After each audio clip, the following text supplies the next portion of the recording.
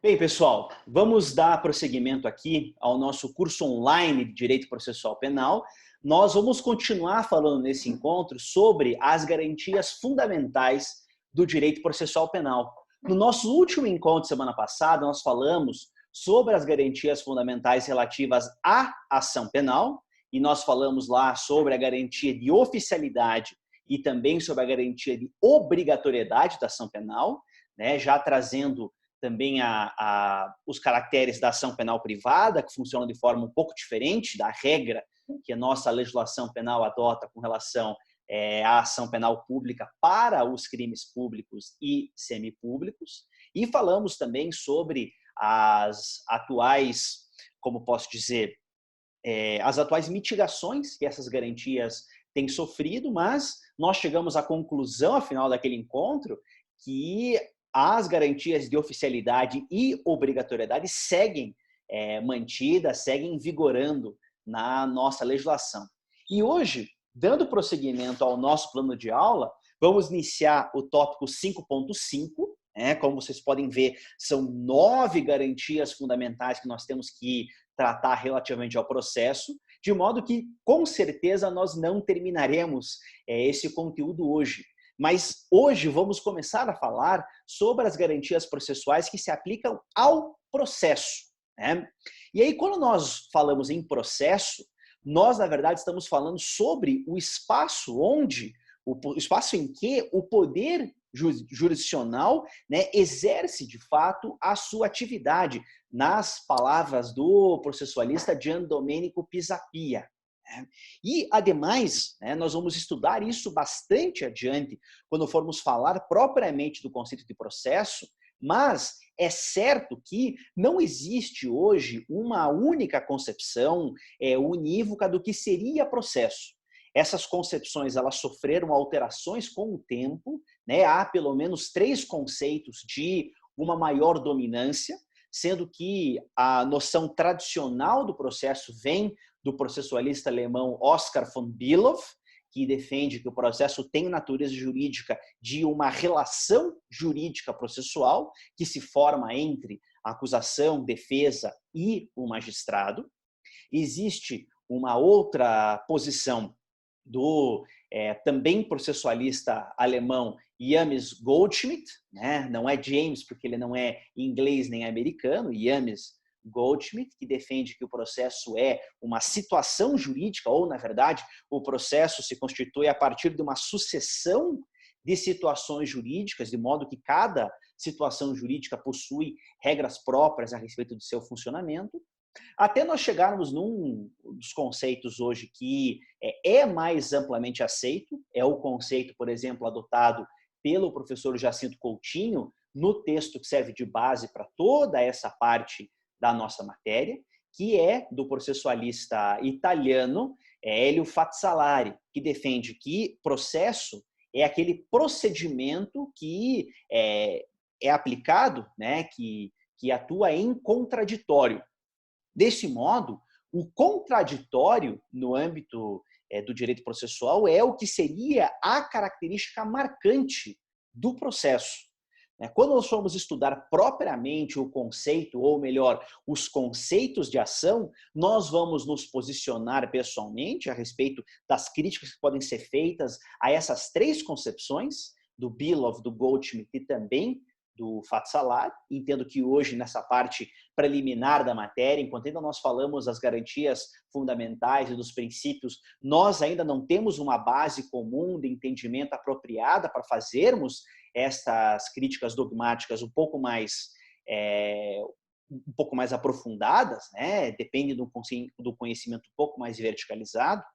Mas a importância da concepção do Fazzolari para nós já se mostra de grande relevância na medida em que, de todas as garantias fundamentais do direito processual penal que se aplicam ao processo, a primeira delas, e a mais importante, destacada pelo professor Jacinto e por diversas outras obras, é exatamente a garantia do contraditório.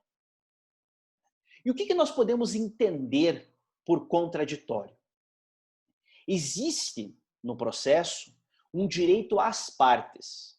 Um direito às partes não apenas de poder contradizer aquilo que foi dito pela parte adversa. Quando nós falamos em contraditório, nós estamos falando basicamente em dois direitos. Existe um direito fundamental à informação. Então, eu preciso saber o que é que está sendo alegado pela outra parte. Eu preciso saber o que é que está sendo discutido no âmbito do processo. Eu preciso saber qual é o conteúdo efetivo de um provimento judicial e quais são as suas bases, né, os seus fundamentos. Então, esse é o primeiro direito que está intrínseca à ideia de contraditório. E, em segundo lugar, existe também um direito à reação. As partes precisam ter o direito de reagir umas ao comportamento das outras, né? Umas às alegações das outras.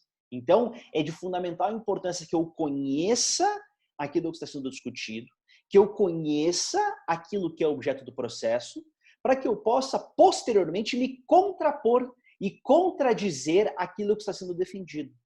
Então, isso é algo de fundamental importância. Tanto é que a lógica que rege o processo é uma lógica dialética, é uma lógica de diálogo. Portanto, em regra, é necessário que, após a manifestação de uma das partes, a outra parte tenha a oportunidade de analisar o teor daquela manifestação e poder reagir àquela manifestação. Portanto, digamos, o brocardo que hoje rege o funcionamento do nosso direito processual é o brocardo audiatur e altera parte, isto é, deverá ser ouvida a parte contrária. Existe a possibilidade de a gente suprimir essa oitiva da parte adversa, mas isso é algo bastante excepcional. Tanto é que, se vocês forem ler depois algumas peças processuais, em especial os pedidos de concessão de decisão em caráter provisório, em caráter liminar, como, por exemplo, um habeas corpus, vocês vão ver uma parte requerendo que aquela decisão seja concedida, dito, inaudita altera parte, né? Sem ouvir a parte adversa.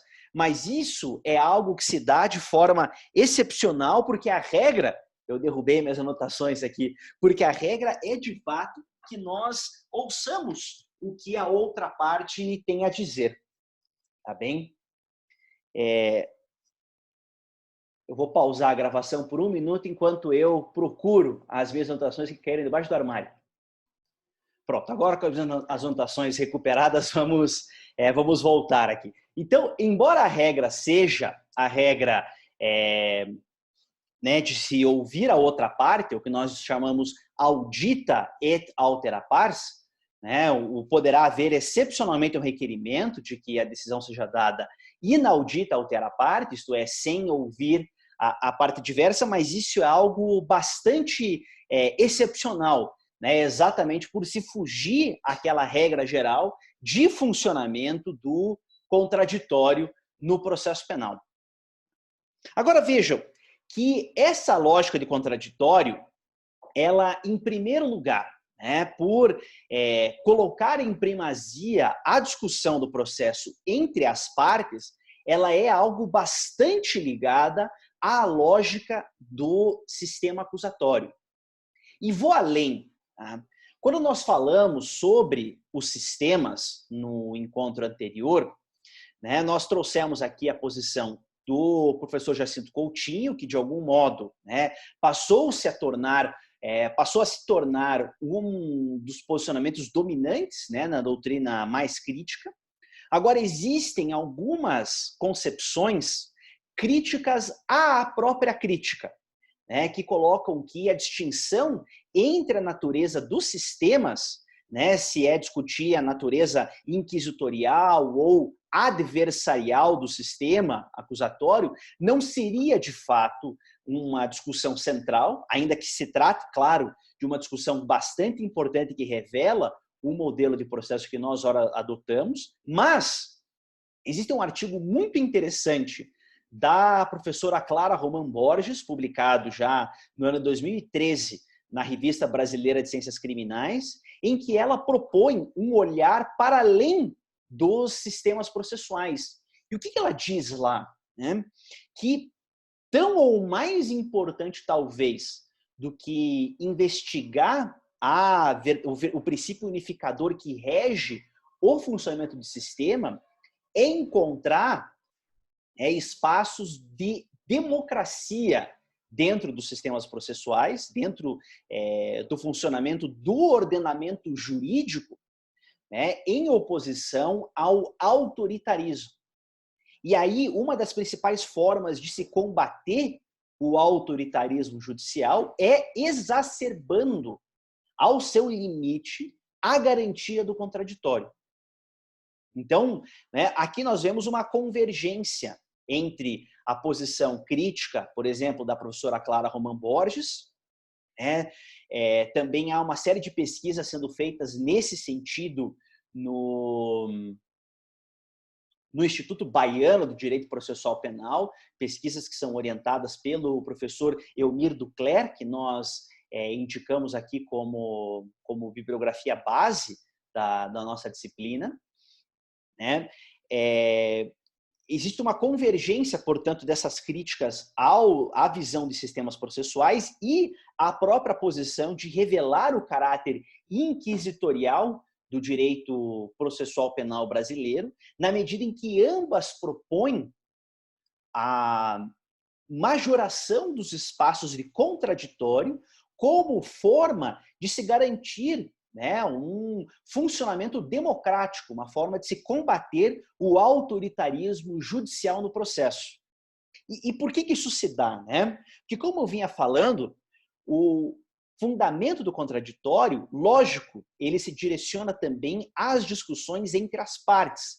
É de fundamental importância que a defesa possa conhecer e reagir às manifestações da acusação do Ministério Público. É importante também, para que se possa ter um processo justo, né, que o contraditório também se exerça em sentido oposto. Né? Vale dizer, é fundamental que a acusação possa conhecer e reagir às manifestações da defesa, né? Mas vejam como isso não diz respeito tão somente aos fatos. Né? Como é que funciona uma audiência criminal, por exemplo? Vocês que estão iniciando o estudo de processo penal de vocês. Numa instrução e julgamento, a audiência é instaurada para que primeiro possa se ouvir a vítima do processo, depois serão ouvidas todas as testemunhas da acusação e, ao final, serão ouvidas as testemunhas da defesa, para que, somente ao término dessa instrução, possa ser ouvido o acusado durante o seu interrogatório. Então, como é que funciona essa lógica? Né? Primeiro, a acusação tenta comprovar, demonstrar os fundamentos do seu caso, da sua acusação, para que depois a defesa possa apresentar os fundamentos contrários. Isso está dentro da lógica do contraditório. Tese, antítese, e o julgamento representaria uma espécie de síntese da construção desses conhecimentos. Então, muito se tem em mente a ideia de que o contraditório se daria a respeito da discussão dos fatos do processo. As testemunhas da acusação apresentam a sua versão, as testemunhas da defesa apresentariam uma versão distinta, e aí a gente teria um contraditório pleno e efetivado.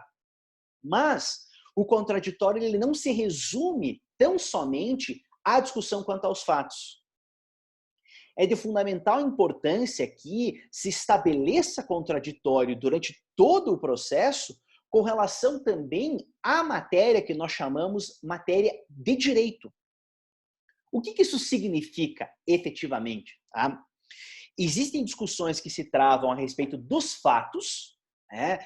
Discutindo, portanto, se a facada foi dada pelo autor ou por outra pessoa, se a vítima sofreu ou não sofreu aquelas lesões, se a vítima foi socorrida ou não foi socorrida, se a vítima veio a óbito em razão daquelas lesões ou não. Tudo isso é matéria de fato. E os fatos são trazidos ao processo por meio de provas.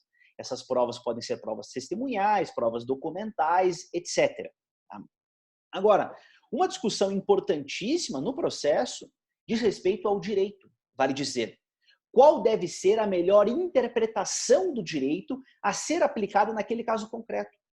Por exemplo, se eu tenho uma situação de disparo de arma de fogo do acusado contra a vítima, quem vai dizer se o melhor enquadramento jurídico daquele fato, se a melhor classificação jurídica para aquele fato seria, caso a vítima não venha a óbito, em uma tentativa de homicídio, ou se seria, por acaso, uma lesão corporal com resultado leve, grave ou gravíssimo. Né? Se a vítima vem a óbito, aquilo seria um homicídio consumado ou seria uma lesão corporal qualificada pelo resultado morte. Né? Essa é uma discussão que é comum que se tenha.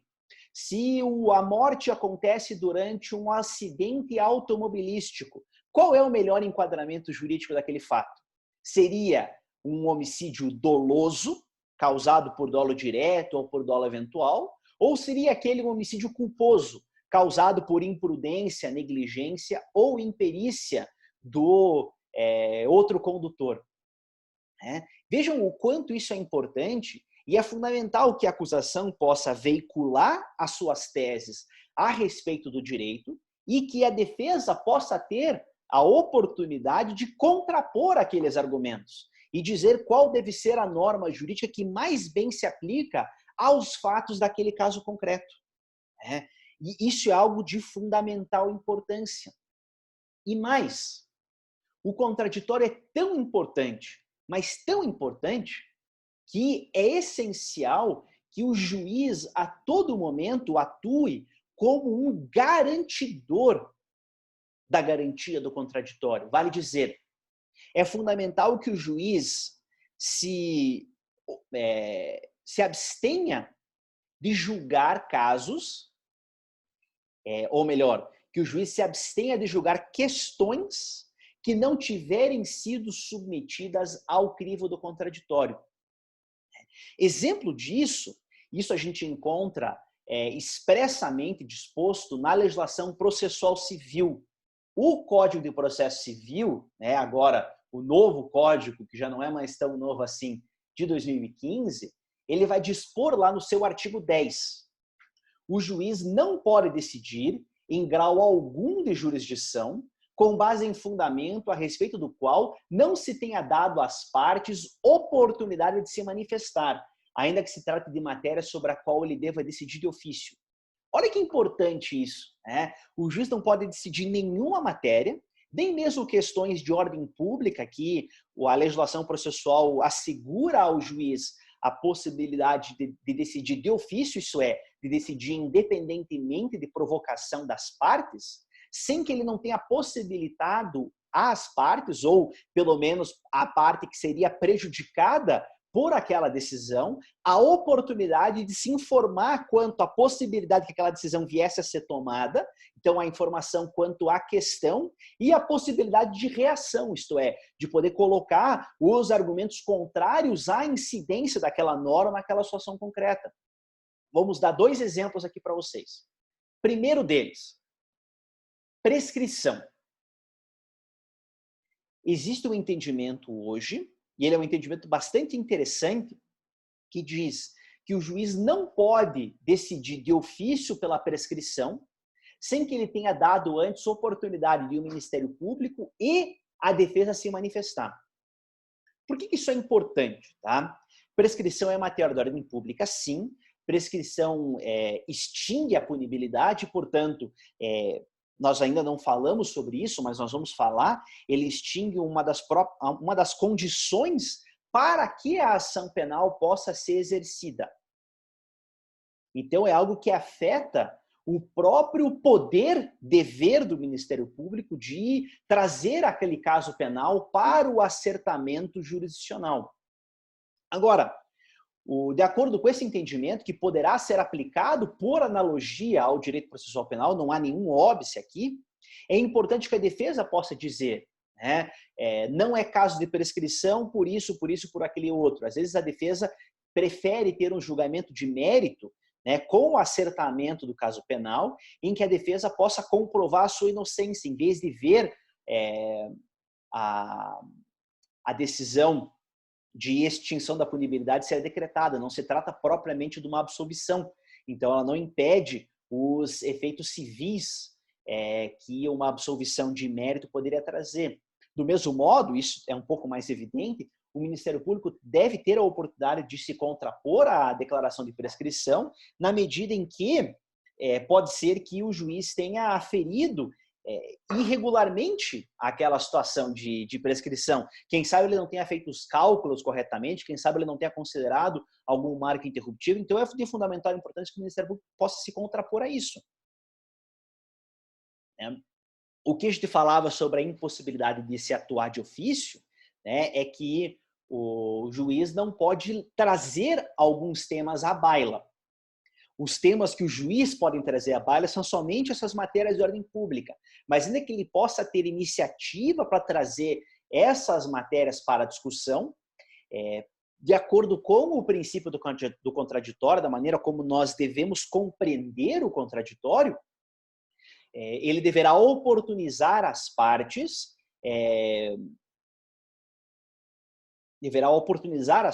uma manifestação a respeito daquilo que o juiz pretende julgar.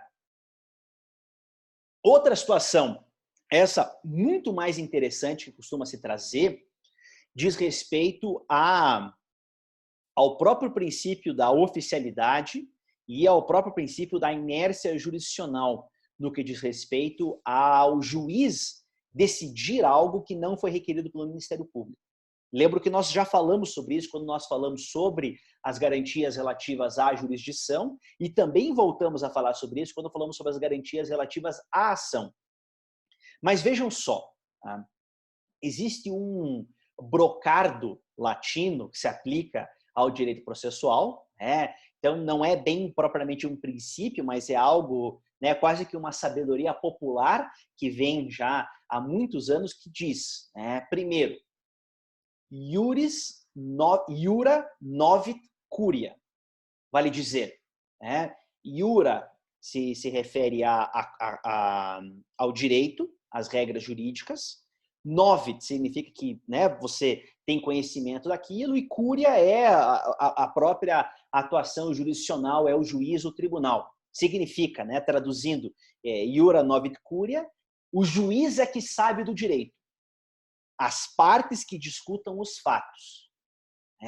Isso redunda em outro brocardo latino, em outra sabedoria popular, que resume qual deveria ser, nessa concepção, a atuação do juiz. Narra mihi factum, dabo tibi ius. Me narre os fatos que eu te dou o direito. Como quem diz, o juiz fica passivo ouvindo a discussão que as partes podem trazer a respeito dos fatos, mas quem decide o direito aplicável é o juiz. Onde que isso se relaciona com a matéria que nós estamos ora discutindo? Digamos que a acusação impute ao réu a prática de um homicídio culposo na direção de... Eu não quero usar esse exemplo, porque se eu usar esse exemplo, eu vou incidir a competência do tribunal do júri. Vamos pensar num outro caso aqui interessante. Vamos trazer aqui a nossa situação para o direito penal econômico. Tá? Digamos que a acusação narre uma hipótese de evasão de divisas.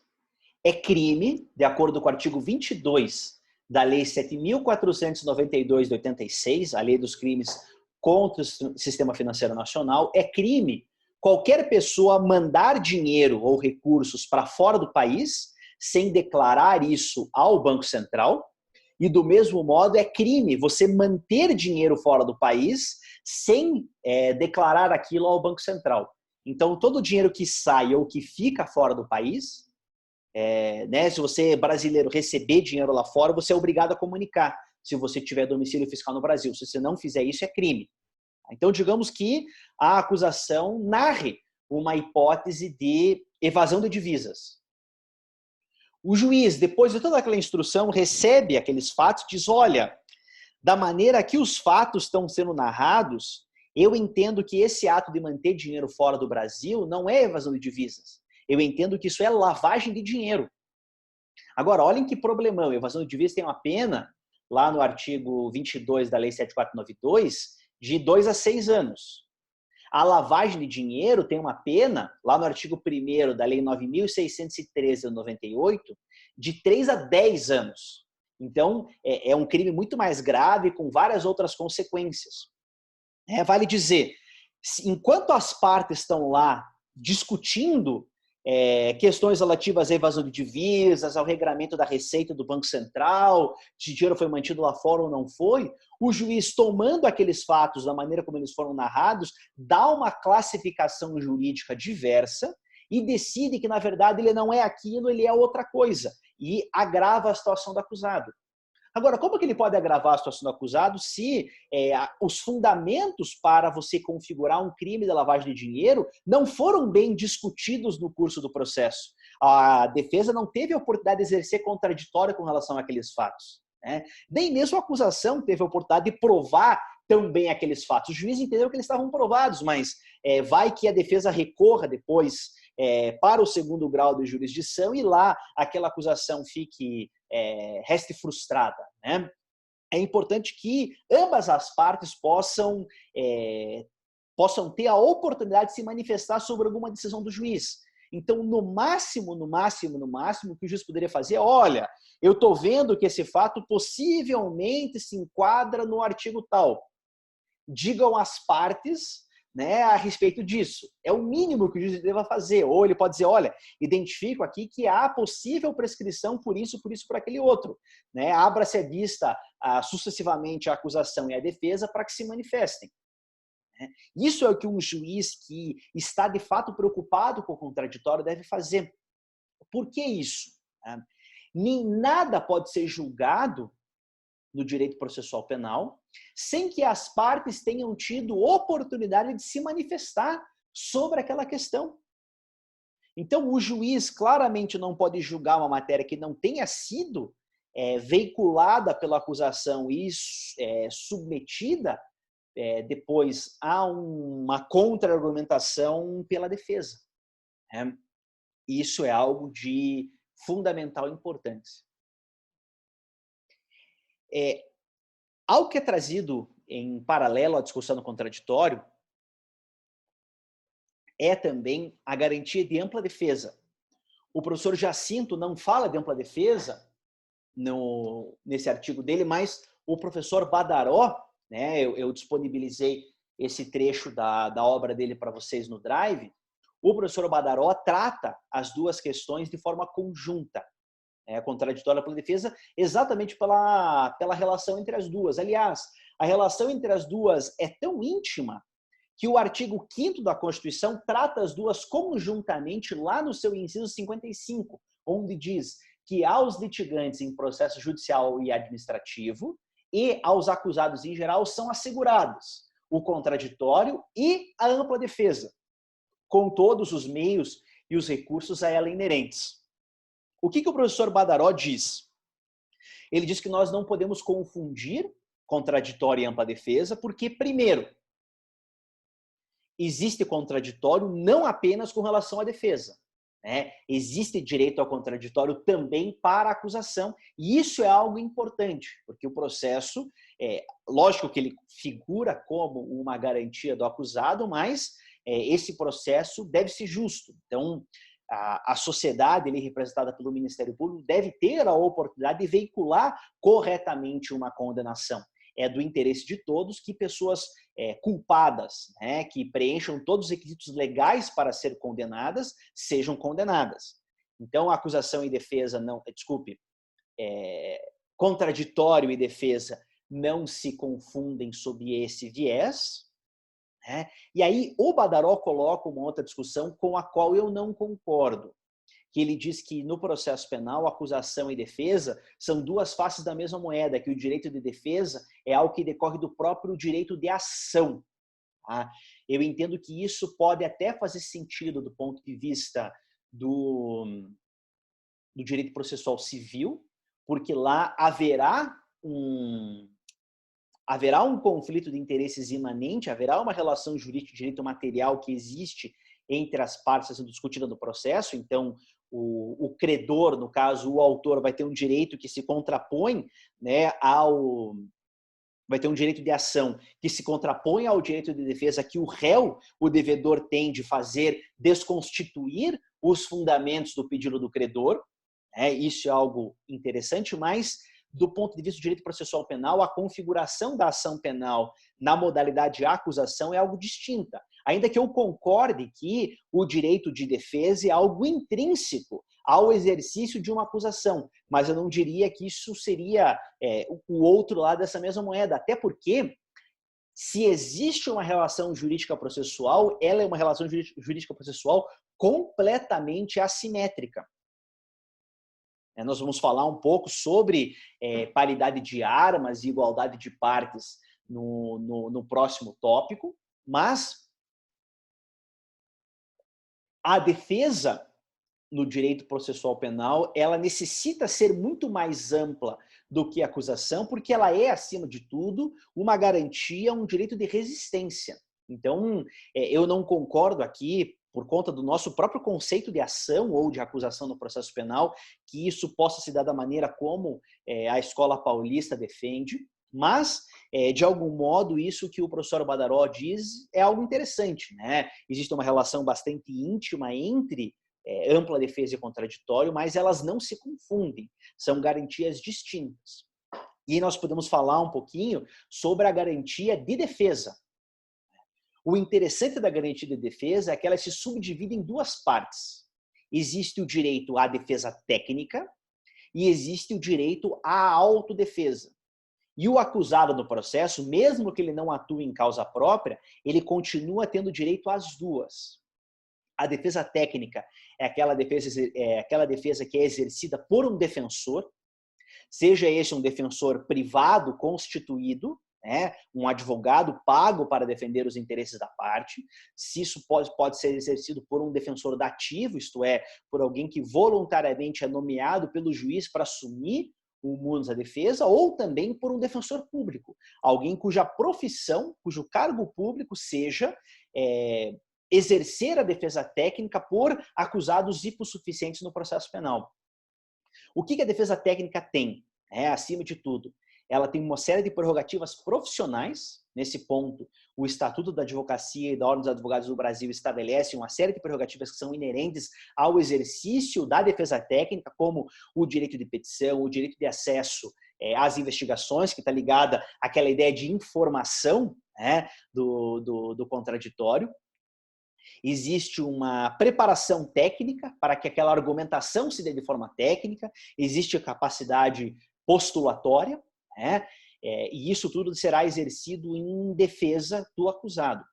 Mas, simultaneamente à defesa técnica, seja ela uma defesa constituída ou nomeada judicialmente, todo acusado terá direito também à sua autodefesa. E como que ele exerce essa autodefesa? Essa autodefesa ela se exerce basicamente de três formas. Primeiro, por meio do direito de presença. É direito do acusado acompanhar pessoalmente todos os atos judiciais que digam respeito ao processo que está sendo apurado para o acertamento do seu caso penal. Portanto, é de fundamental importância que ele possa assistir ao depoimento da vítima, das testemunhas da acusação e também das testemunhas de defesa. Por quê? Porque o acusado conhece a realidade dos fatos muito melhor do que o seu defensor técnico. E, portanto, é o acusado que, na maior parte das vezes, vai subsidiar o defensor técnico com argumentos de fato.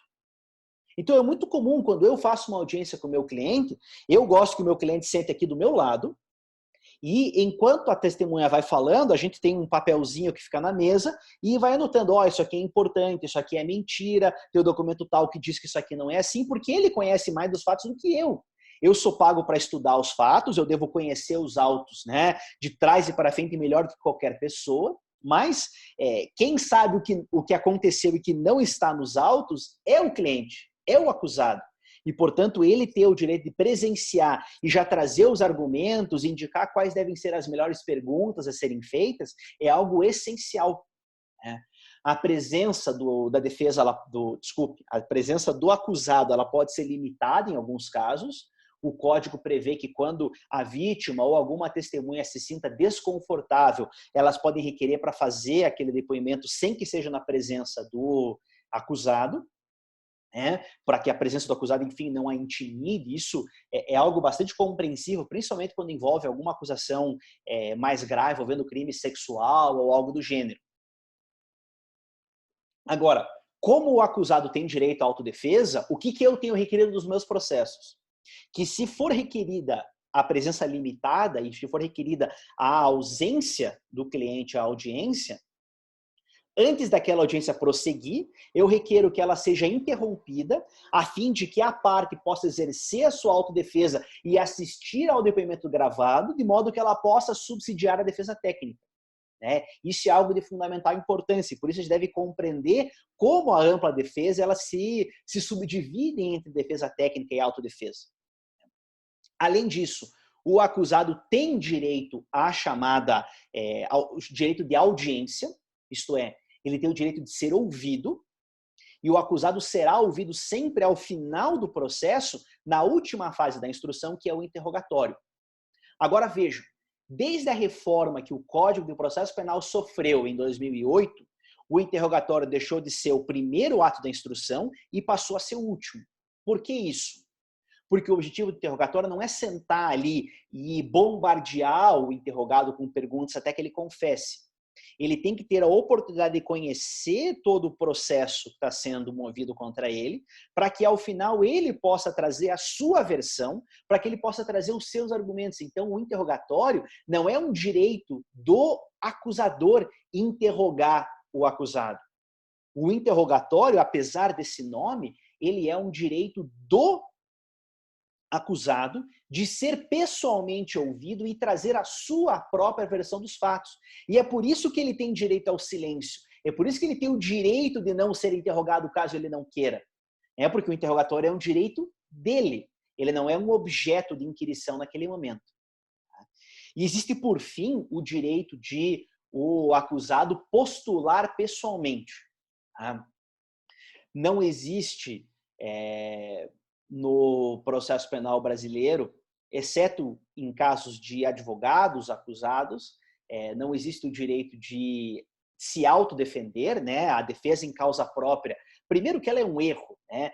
Se vocês forem ver em algum filme americano, o acusado que diz que vai atuar em causa própria, tem já uma expressão popular que se popularizou nos Estados Unidos, que diz: deixa eu só admitir aqui um novo participante.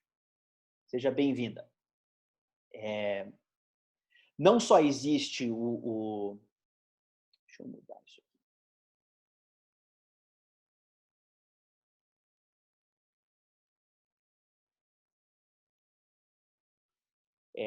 Vale dizer, eu estava falando sobre a atuação em causa própria, né? Desculpem que o recurso tecnológico acabou de se complexificar aqui. Mas, de todo modo,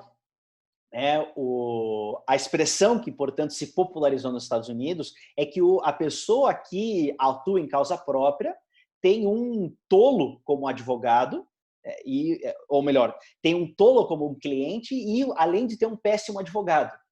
Você não consegue compartimentalizar o conflito de interesses quando você atua em causa própria. Então, ainda que haja alguns advogados que façam isso no Brasil, isso não é recomendável.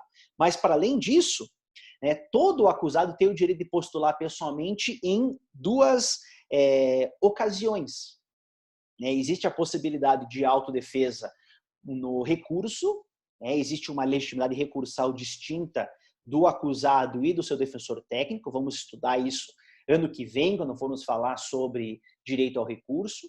Existe a possibilidade de postular em causa própria no caso de revisão criminal.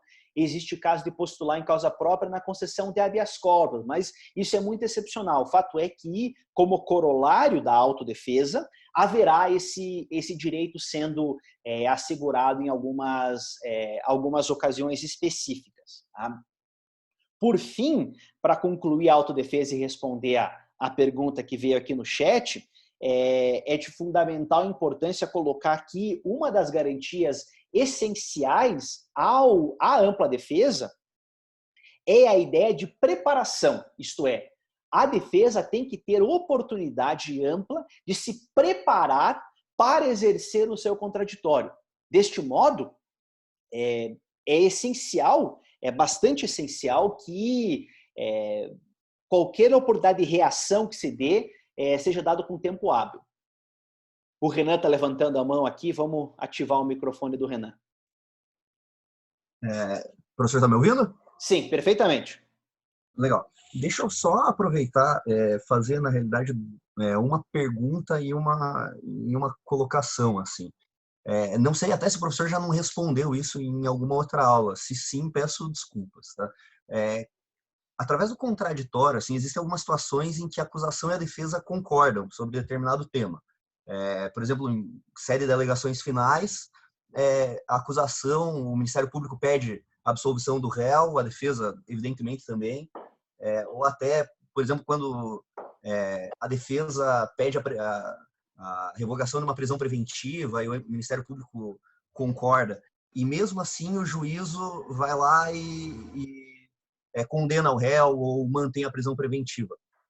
O professor acha se existe alguma violação ao princípio do contraditório ou ao princípio dispositivo referente a essa decisão judicial contrária à manifestação tanto do Ministério Público como da defesa? E a colocação que eu queria fazer diz respeito sobre o direito de petição do preso. Tá? Não sei, eu até dei uma olhada aqui, é o artigo 41, inciso 9 da Lei de Execuções Penais, que constitui direito do preso petição, o direito de petição e representação a qualquer autoridade em defesa de direito. Queria até perguntar ao professor, esse dispositivo ele é um dispositivo bem amplo, assim, me parece que ele é muito mal utilizado, basicamente não é utilizado no direito penal brasileiro, ao contrário, por exemplo, do direito americano, né? O professor tem mais conhecimento do que nós, que existe muito essa possibilidade do preso fazer pedidos administrativos, judiciais.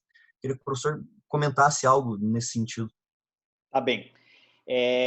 Eu vou responder tuas perguntas em ordem e agora que eu vi que não foi você, foi o Leandro que perguntou no chat aqui, achei que tinha sido você. Então eu vou fazer o seguinte, Leandro, eu vou responder as perguntas do Renan, aí eu respondo a tua, mas só para concluir aquilo que eu estava falando sobre preparação, eu aproveitei para encontrar aqui, a Convenção Americana de Direitos Humanos, ela estabelece no seu artigo 8º, né, parágrafo 2º, a linha C, que toda pessoa acusada ele tem direito que se presuma sua inocência, durante o processo ela tem garantia, ela tem a seguinte garantia mínima, a linha C, concessão ao acusado de tempo e dos meios adequados para a preparação de sua defesa.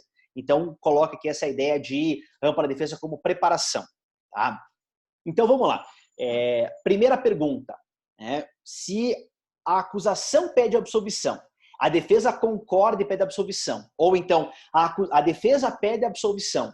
Ou melhor, a defesa pede a revogação da prisão. O Ministério Público, em seguida, dá parecer favorável à revogação da prisão. Pode o juiz ir contra o pedido das duas partes? Nós estamos falando de contraditório e ampla defesa, e eu entendo que isso não configura uma violação ao contraditório. Por quê? Ambas as partes tiveram a oportunidade de discutir aquela questão, tanto é que ambas manifestaram o mesmo entendimento. Eu só vou mutar aqui, tá? Depois qualquer coisa, se ergue a mão, eu reativo. Ambas as partes tiveram a oportunidade de se informar e de requererem a respeito daquela questão. O problema principal que nós temos aqui é uma ideia de correlação entre acusação e sentença. Sobre isso existe, vou até pegar para vocês aqui.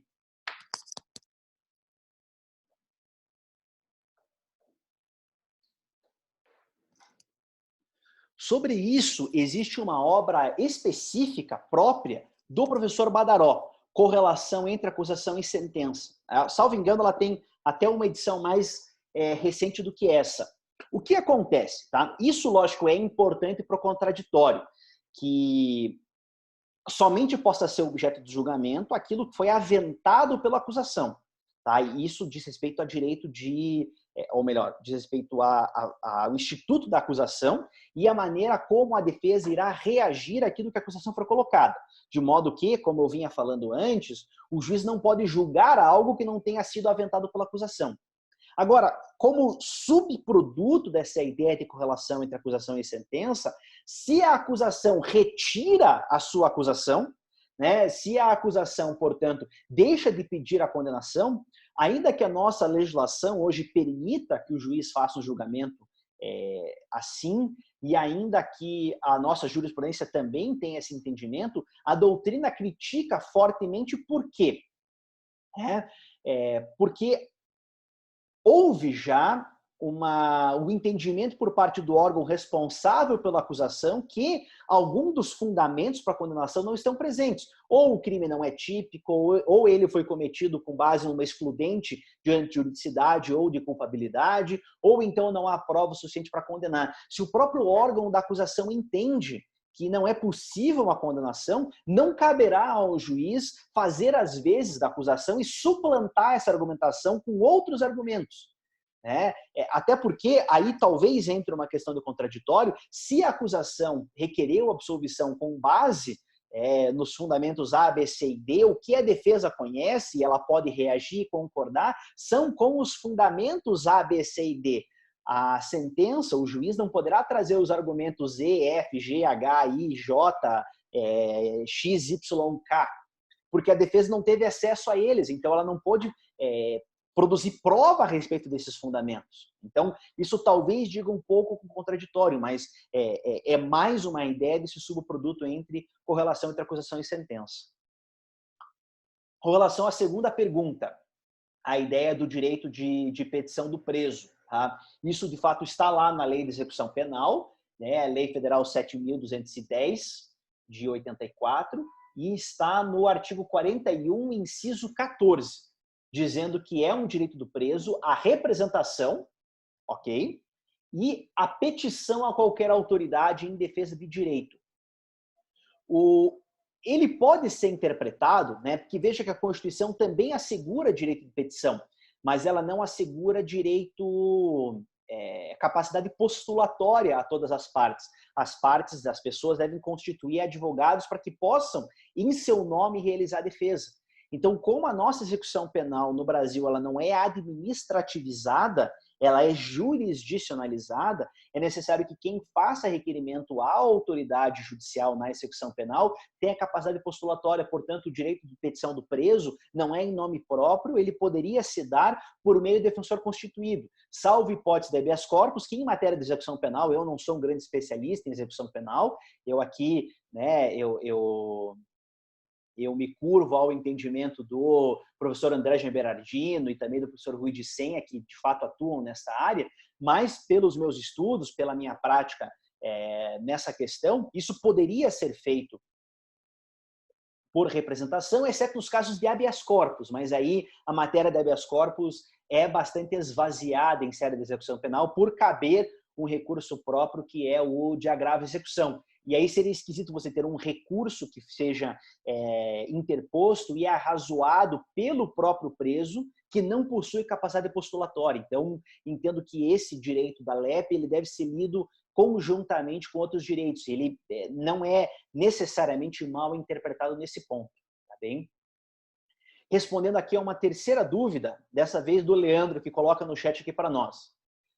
Professor, uma questão que vejo muito é a negativa por parte de alguns tribunais, já vi o TJ do Paraná fazendo isso, da presença do réu nos depoimentos quando ele está preso. Normalmente argumento que ele pode ser ouvido por videoconferência, o deslocamento dele gera grandes custos para o Estado.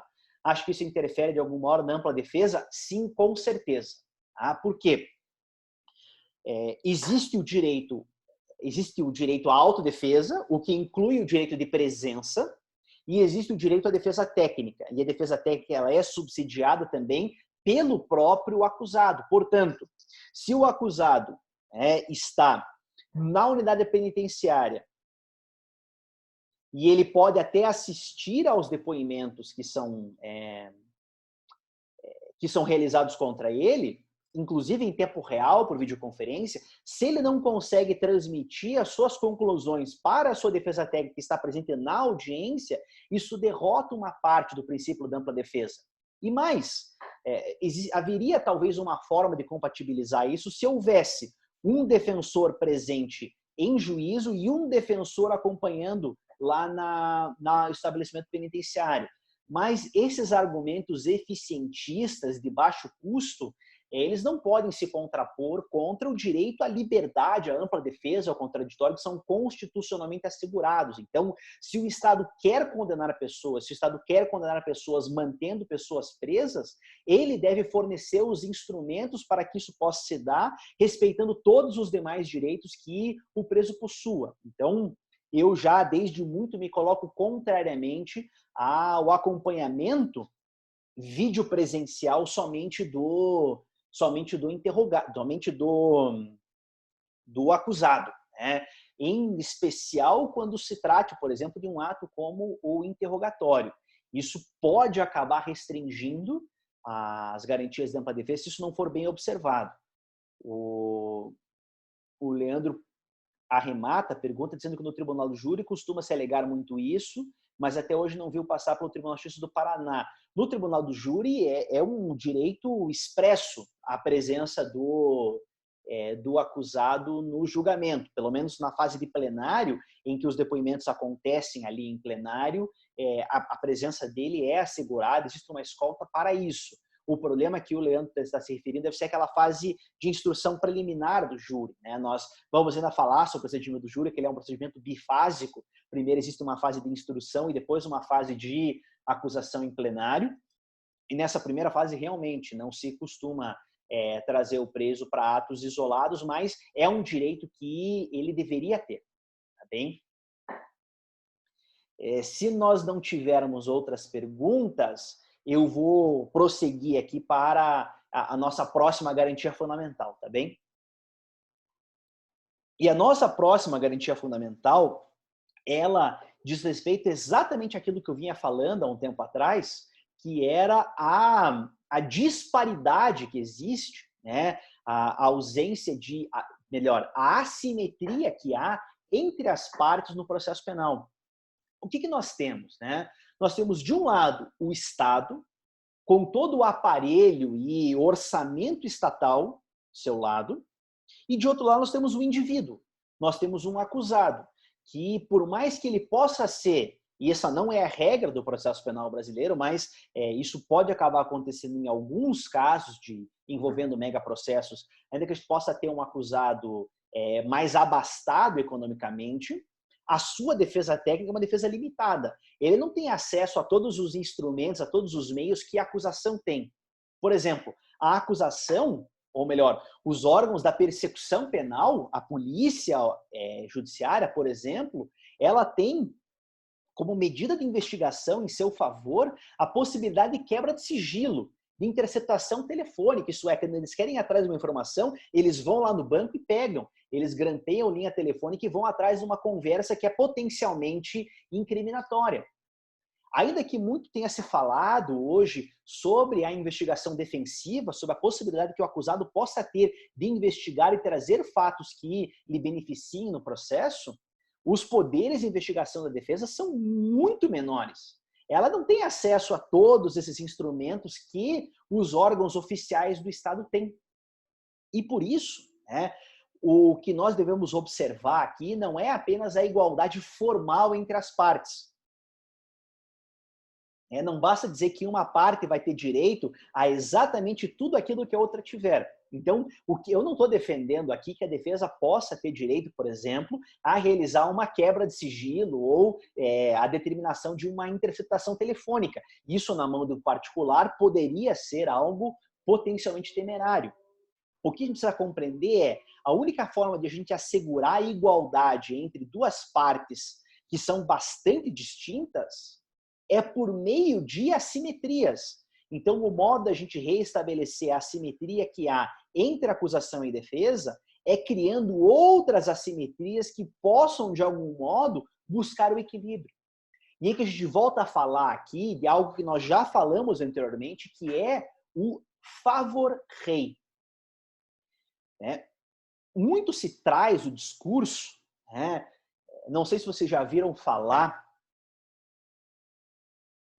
do discurso do chamado garantismo hiperbólico monocular, né? De que as pessoas que defendem a aplicação de garantias no processo penal, ou melhor, as pessoas que seguem a filosofia do garantismo penal do Luigi Ferraioli, na sua obra Direito e Razão, a partir de todos os critérios que estão lá dispostos e que ninguém nunca leu, apesar de criticarem muito, é de que isso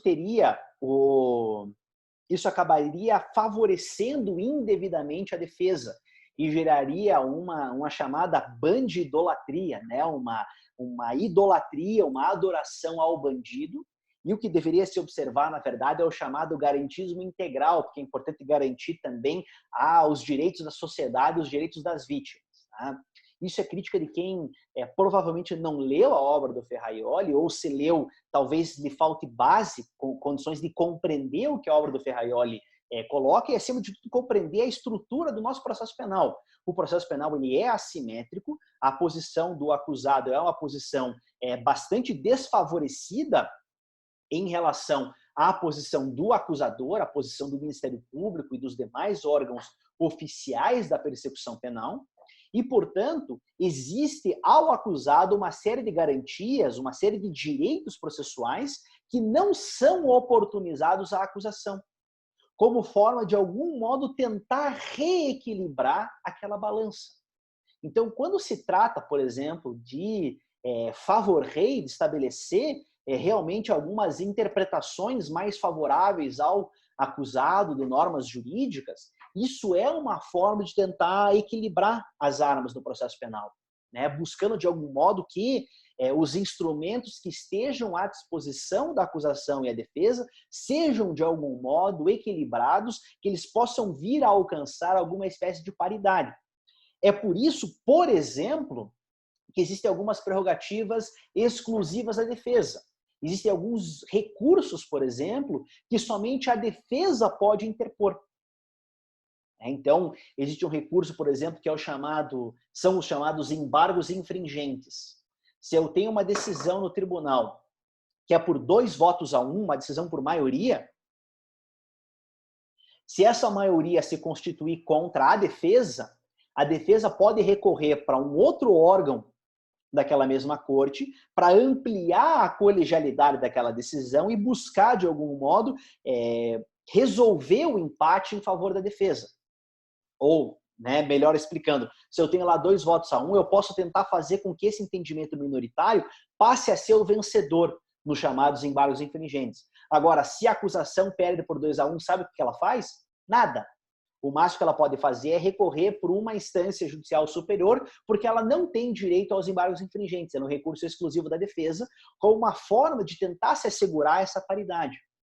Do mesmo modo, se houver uma decisão judicial com trânsito em julgado, isto é, se já tiverem esgotado todos os recursos possíveis às partes, somente a defesa pode requerer, ou melhor, é somente em favor da defesa que pode ser requerida a rescisão do trânsito em julgado.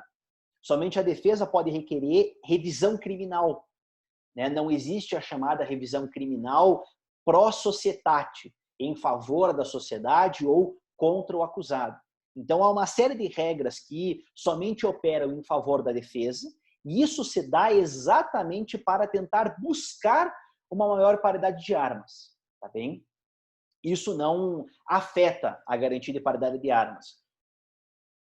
O que afeta a paridade de armas é, evidentemente, uma atuação judicial que suprima garantias da defesa, que não conceda um contraditório pleno à defesa. Vejam como contraditório, ampla defesa e paridade de armas são todas garantias que são interligadas. E elas são interligadas por quê?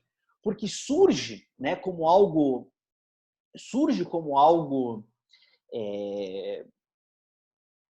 bastante básico, inerente a toda discussão no processo penal, que é a ideia do estado de inocência. O que a nossa Constituição diz?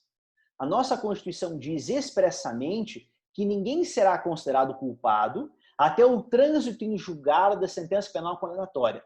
Está lá no artigo 5º, inciso 57 da Constituição da República. A gente pode discutir muito sobre o aspecto semântico, qual deve ser o nome dessa garantia. Há quem diga que o nome deve ser presunção de inocência, há quem diga que o nome deve ser presunção de não culpabilidade.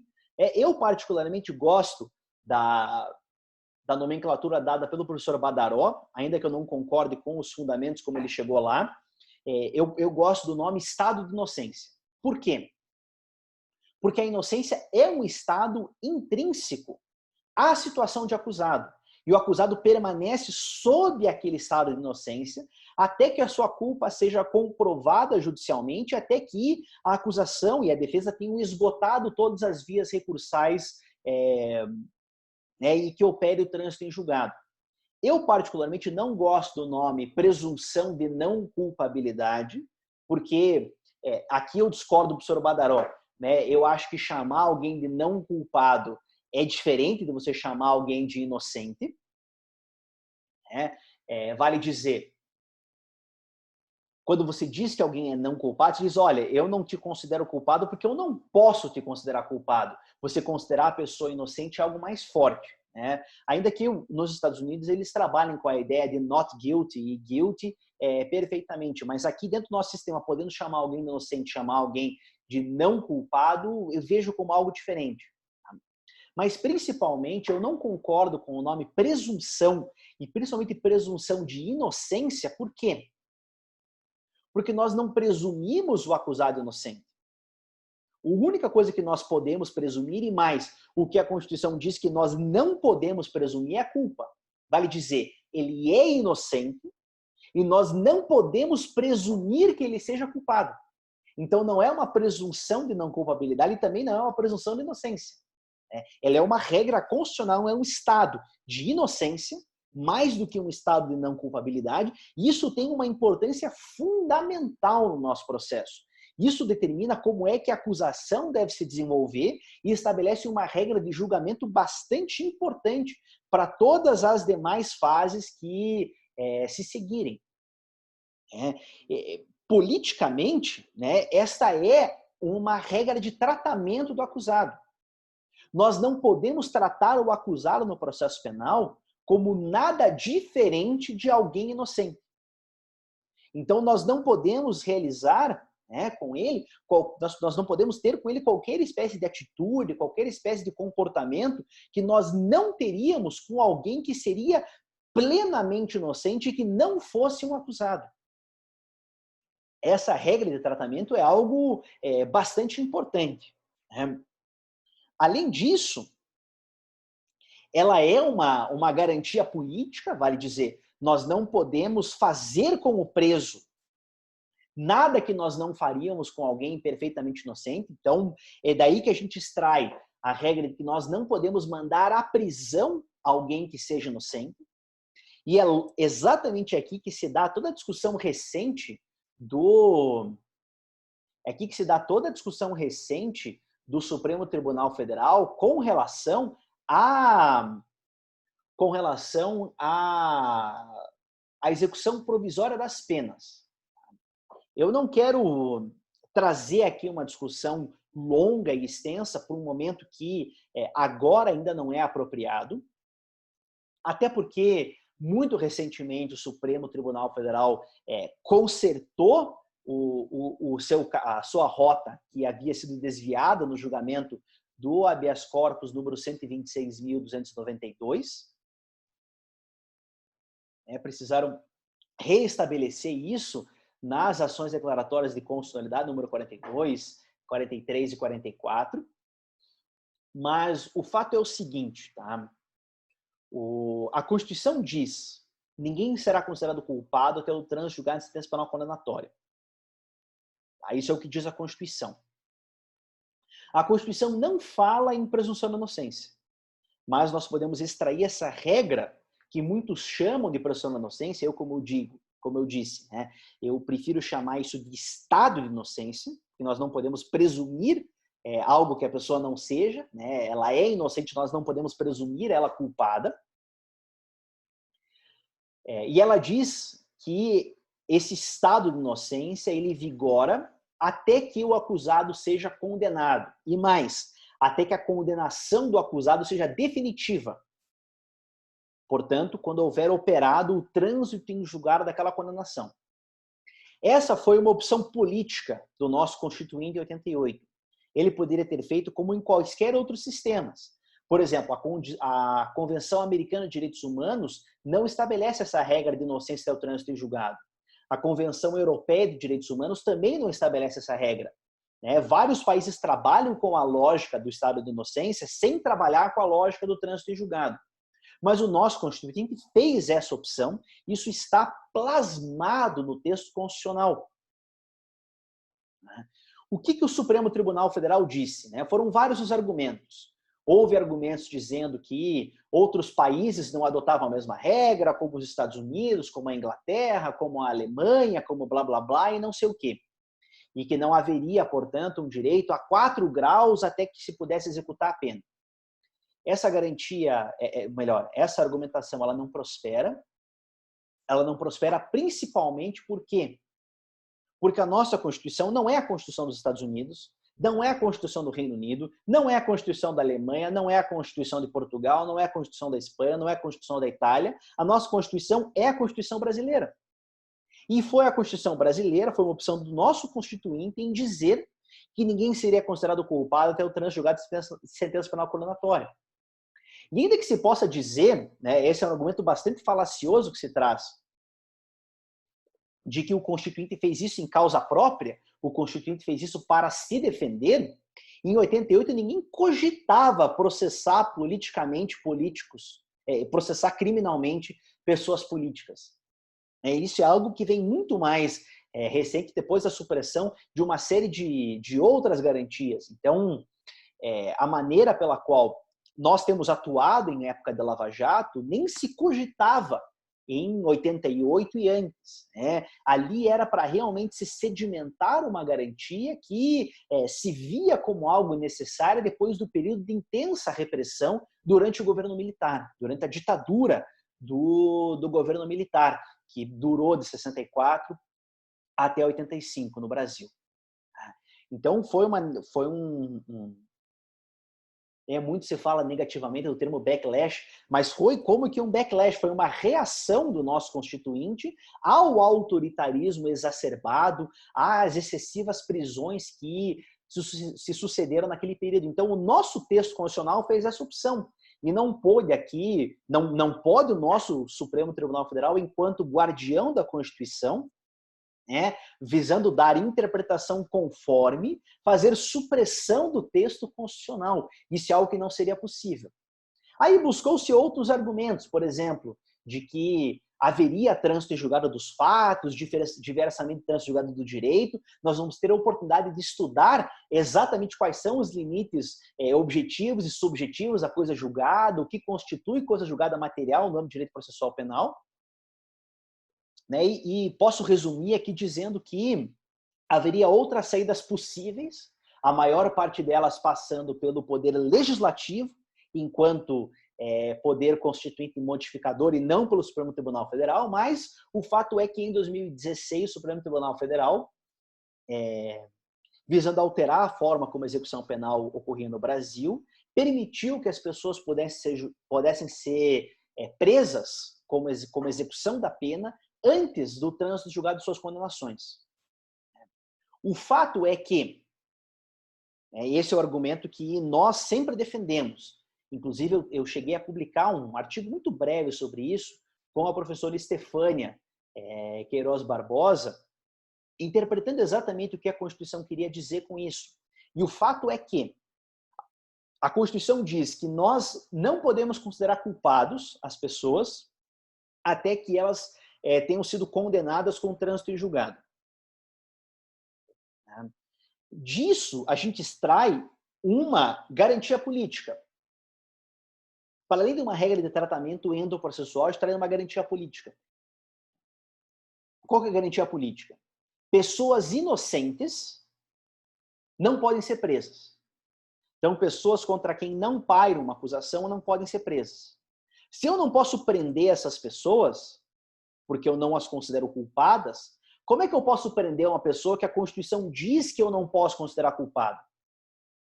Até porque o fundamento da prisão é exatamente a declaração de culpa. A prisão processual, né, essa prisão que a gente pode realizar no curso do processo e que tem fundamentos cautelares, vamos estudar isso adiante, ela tem como fundamento uma situação cautelar que se apresenta no curso do processo. Agora, a prisão pena, a prisão execução da pena, ela decorre exatamente da culpabilidade. A culpabilidade é o fundamento da pena. E, portanto, se eu executo a pena de alguém é porque eu considero ela culpada. Agora, não posso fazer isso com quem a Constituição diz que eu não posso considerar culpado. Foi por esse motivo que, na verdade, não foi exatamente por esse motivo, mas o Supremo Tribunal Federal voltou atrás e enquanto não houver uma legislação infraconstitucional que altere qual é o sentido da expressão trânsito em julgado de sentença penal condenatória, nós não poderemos ter execução da pena. Isso decorre da garantia política. Mas, além disso, isso é algo de fundamental importância para nós no processo penal, o estado de inocência se traduz como uma garantia e uma regra de natureza probatória, uma regra de julgamento. Vale dizer,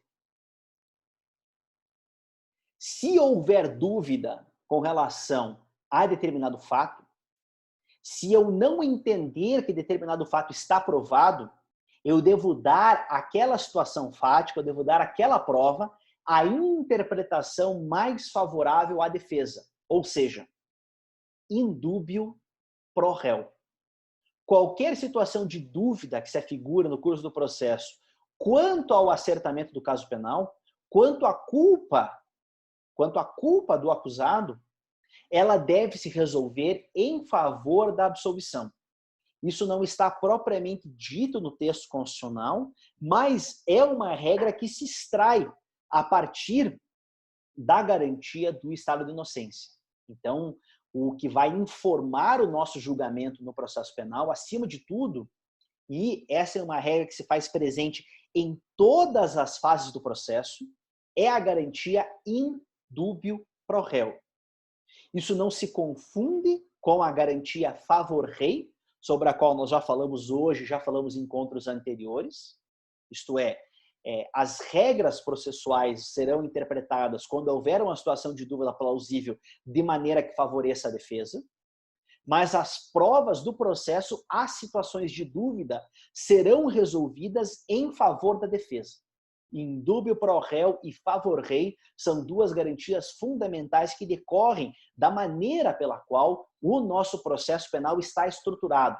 Decorre dessa natureza de garantia que o direito processual penal tem. Tá bem? Então, diante dessas três garantias, né, eu vou encerrar a aula com essas três garantias: contraditório, ampla defesa, igualdade de partes e estado de inocência, para que no nosso próximo encontro, eu vou submeter isso à discussão na turma, mas eu penso, em razão do feriado que nós temos essa sexta-feira, até para a gente não quebrar o nosso ritmo aqui, né? Eu sei que tem muita gente que está mantendo um ritmo de estudo, de leituras, não só em processo penal, como também em outras matérias. Estou pensando em antecipar o nosso sétimo encontro para quinta-feira, mesmo horário 5 da tarde. Mas aí eu coloco isso para discussão no nosso grupo da turma e depois eu carrego o vídeo correspondente no YouTube, tá bem? Então, gente, queria agradecer vocês, queria colocar aqui à disposição, deixar aberto o microfone e o nosso chat para quem tiver qualquer espécie de dúvida ou comentário da nossa aula. Em não havendo, pessoal, desejo uma boa noite, né? Desejo ótimos estudos a todos vocês. Até mais!